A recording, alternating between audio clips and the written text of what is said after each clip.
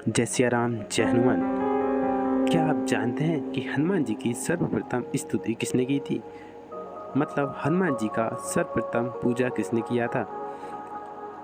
तो यही बताने के लिए आज हम आपको लिए एक ज़बरदस्त जानकारी लाए हैं।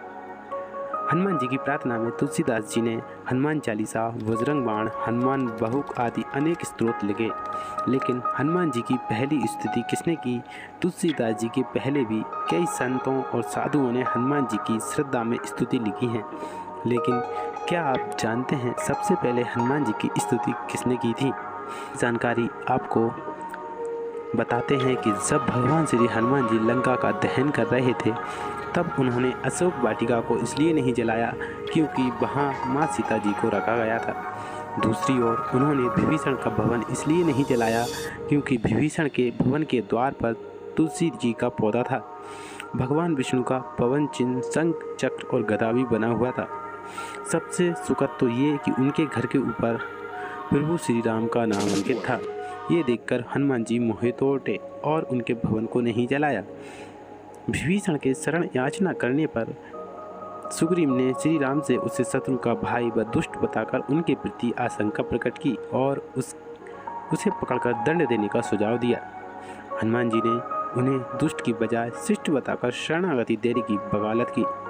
इस पर श्री राम जी ने विभीषण को शरणागति न देने के सुग्रीव के प्रस्ताव को अनुचित बताया और हनुमान जी से कहा कि आपका विभीषण को शरण देना तो ठीक है, किंतु उसे शिष्ट समझना ठीक नहीं है।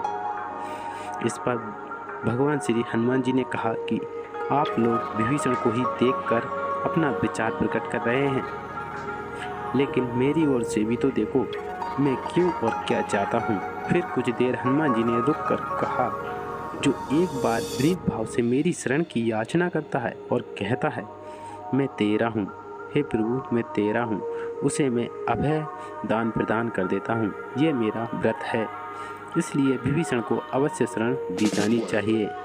इंद्र आदि देवताओं के बाद धरती पर सर्वप्रथम विभीषण ने ही हनुमान जी की शरण लेकर उनकी स्तुति की थी।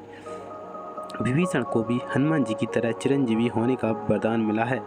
वे भी आज से शरीर जीवित हैं। विभीषण ने हनुमान जी की स्तुति में एक बहुत ही अद्भुत और अचूक स्तोत्र की रचना की है। विभीषण द्वारा रचित इस स्तोत्र को हनुमान वरदानल स्तोत्र कहते हैं। कहा जाता है कि इस स्तोत्र को पढ़ने के लिए बहुत ही मेहनत करनी पड़ती है, बहुत ही सावधानी बरतनी पड़ती है। हाँ, लेकिन ये भी मान्यता है कि अगर इस स्तोत्र को सही तरीके से पढ़ लिया जाए तो वाकई आपको हनुमान जी के दर्शन हो सकते हैं। इसी प्रकार की जानकारी के लिए हमारे चैनल को सब्सक्राइब कर लें और ये वीडियो शेयर भी कर दें ताकि ये जानकारी सभी दोस्तों को मिल सके।